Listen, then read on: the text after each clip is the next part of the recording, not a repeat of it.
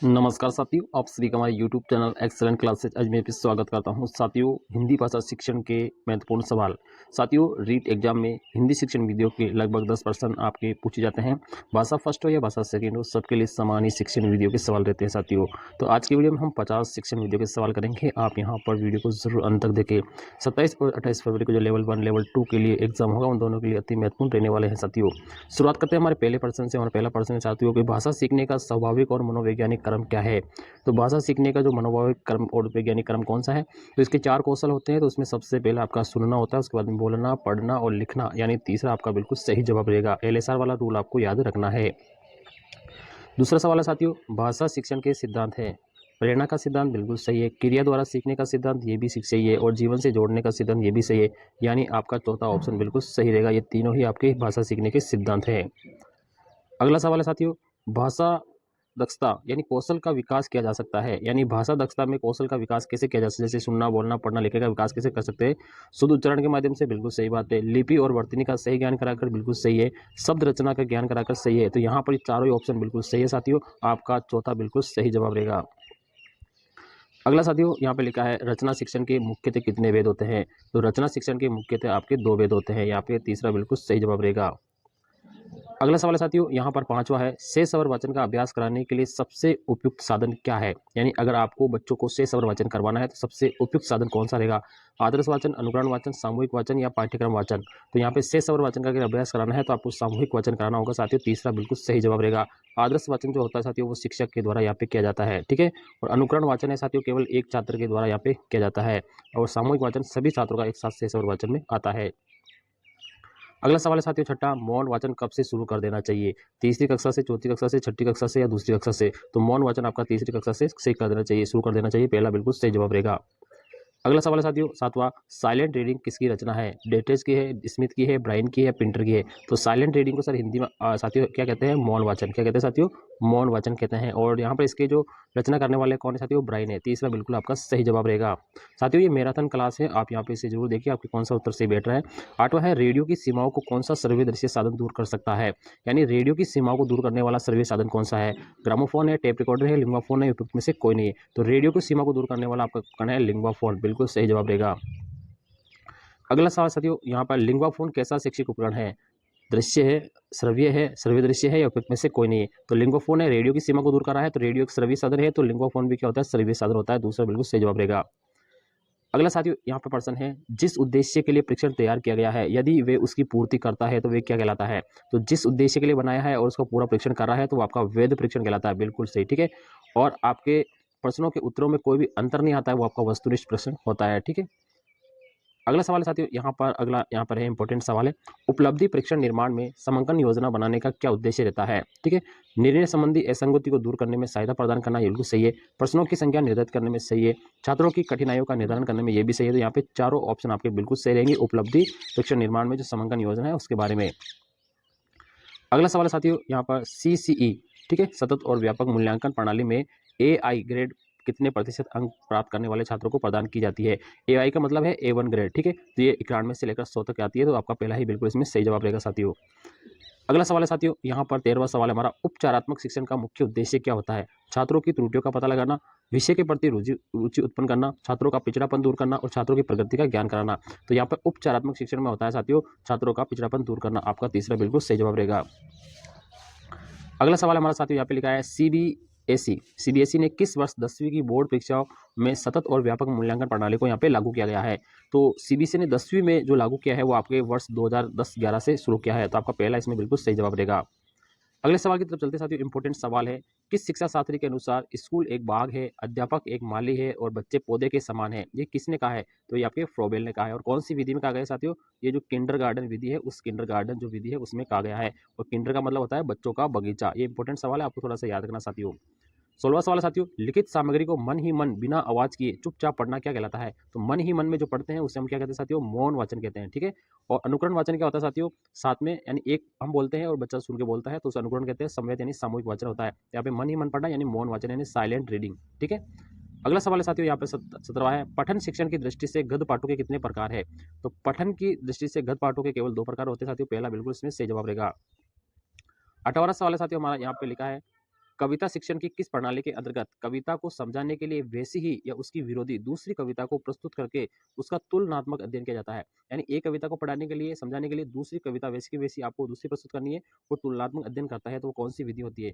तो यहाँ पर आपकी देखो, पहला विधि है आपकी समान कविता विवेचन विधि, अर्थबोध कविता प्रणाली, समीक्षा प्रणाली या तुलना प्रणाली। तो आपको ये रहेगी साथियों तुलना प्रणाली, क्योंकि समान कविता हम पढ़ा रहे हैं सेम, तो आपस में तुलना करके हम पढ़ा रहे हैं, तो तुलना प्रणाली रहेगी। अगला सवाल है साथियों 19वां, खेल विधि को प्रचलित करने का श्रेय किसको जाता है? रायबर्न को, कोल्डवेल कुक को, मॉरिसन को या थॉमसन रस को? तो खेल विधि के प्रवर्तक कौन है साथियों? कोल्डवेल कुक है। ये बिल्कुल आपका सही जवाब रहेगा। साथियों हिंदी शिक्षण वीडियो के अति महत्वपूर्ण सवाल है, आप वीडियो में अंत तक जरूर बने रहिए, आपको इसमें 1 या 2 प्रश्न आपको रीट परीक्षा में देखने को जरूर मिलेंगे। 20वां सवाल है, व्याकरण शिक्षण की किस प्रणाली को विकृत रूप से सुग्गा प्रणाली भी कहते हैं? इंपॉर्टेंट सवाल लगा सकता है साथियों, वो वेरी मोस्ट लगा सकते हैं। सुग्गा प्रणाली, ए व्याकृत प्रणाली, सहयोग प्रणाली, पाठ्यपुस्तक प्रणाली या निगमन प्रणाली? तो सुग्गा प्रणाली का जब भी नाम आ जाए साथियों, तो वो आपकी पाठ्यपुस्तक प्रणाली होती है। तीसरा बिल्कुल आपका इसमें सही जवाब रहेगा। अगले सवाल की तरफ चलते हैं साथियों, इसमें लिखा है साथियों, देखिए यहाँ पे अगला सवाल है, किस विधि में मातृभाषा के माध्यम से किसी नवीन भाषा को पढ़ाया जाता है? ये कथन कौन सी विधि के संदर्भ में कहा गया है? गठन विधि, वेस्ट विधि, प्रत्यक्ष विधि या प्रयोक्ष विधि? ठीक है, तो इसमें लिखा है साथियों, इसमें मातृभाषा के माध्यम से नवीन भाषा को पढ़ाया जाता है, तो ये आपकी साथियों प्रयोक्ष विधि रहती है। आपका चौथा बिल्कुल इसमें सही जवाब रहेगा।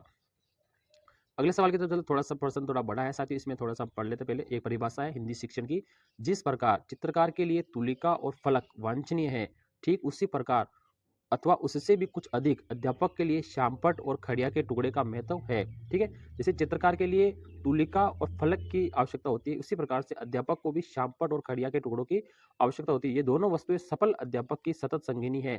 उपयुक्त कथन किसका है? ठीक है, तो यहाँ पे 4 ऑप्शन है साथियों, सीताराम, वेस्ले और मपत और रायबर्न। ठीक है, तो यहाँ पर इसका बिल्कुल सही जवाब रहेगा सीताराम चतुर्वेदी, बिल्कुल आपका सही जवाब रहेगा। अगले प्रश्न की तरफ चलते साथियों, 23वां प्रश्न है, कविता शिक्षण की प्रश्नोत्तर प्रणाली को और किस नाम से भी जाना जाता है?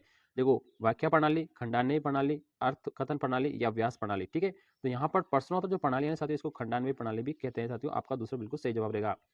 अगला सवाल साथियों यहाँ पे, भाषा की दृष्टि से रचना के कितने रूप होते हैं?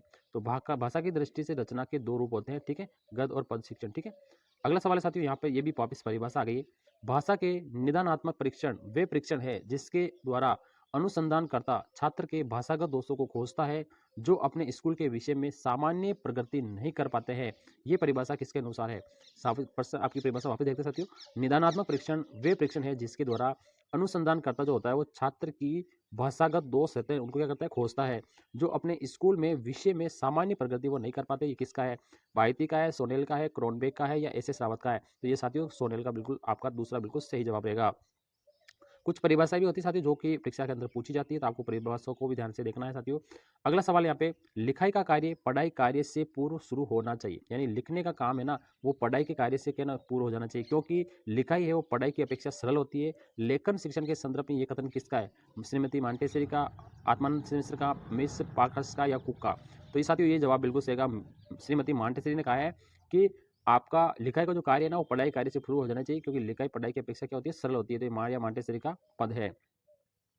अगला सवाल है साथियों, किसी बड़ी वस्तु के छोटे नमूने को हम क्या कहते हैं? कोई बड़ी वस्तु है उसके छोटे नमूने को हम क्या कहते हैं? प्रतिमूर्ति, चित्र, वास्तविक पदार्थ या ग्रामोफोन?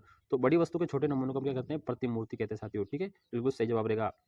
अगला सवाल है हमारा यहाँ पे 28वां सवाल है साथियों, निम्नलिखित में से उपन्यास शिक्षण का उद्देश्य नहीं है, यानी उपन्यास शिक्षण है उसका उद्देश्य कौन सा नहीं है? छात्रों को स्वस्थ मनोरंजन की ओर उन्मुख करना, ये बिल्कुल नहीं रहे, ये बिल्कुल सही है साथियों।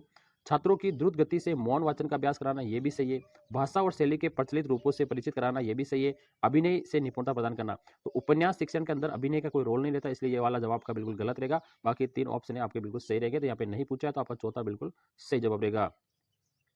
अगला सवाल है साथियों 29वां सवाल है, निम्नलिखित में से रचना शिक्षण की विधि कौन सी नहीं है? कौन सी विधि है जो रचना शिक्षण की विधि नहीं है? प्रवर्तन विधि ये है, निर्देशन विधि ये भी है, प्रश्नोत्तर विधि ये भी है। तो भाषा शीर्षक जो विधि है ना ये आपकी रचना शिक्षण की विधि नहीं है साथियों, तो ये बिल्कुल आपका गलत जवाब रहेगा साथियों। अगला सवाल है यहाँ पे हमारा, अगला यहाँ पे 30वां सवाल है साथियों, उद्बोधन विधि का उपभेद नहीं है, यानी जो उद्बोधन विधि है उसका उपभेद कौन सा नहीं है? दृश्य विधान, कहानी, अभिनय या अनुवाद? तो देखिए यहाँ पर उद्बोधन विधि का जो उपभेद नहीं है ना वो आपका अनुवाद नहीं रहेगा, बाकी ये 3 आपके उद्बोधन विधि के भेद होते हैं। अगला सवाल है साथियों, व्याकरण शिक्षा स्वतंत्र रूप से किस विधि में नहीं दी जाती है? यानी व्याकरण की जो शिक्षा है वो स्वतंत्र रूप से किस विधि में नहीं दी जाती है? भाषा शीर्षक विधि, निगमन विधि, आगमन विधि या पाठ्यपुस्तक विधि? तो व्याकरण शिक्षा स्वतंत्र रूप से आपके भाषा शीर्षक विधि में नहीं दी जाती साथियों, आपका पहला ही बिल्कुल सही जवाब रहेगा। साथियों ये हिंदी शिक्षण वीडियो के अति महत्वपूर्ण सवाल है, आप इसे जरूर देखकर जाइए। बीएस ब्लूम ने शिक्षा में कौन सा नवीन आयाम दिया है?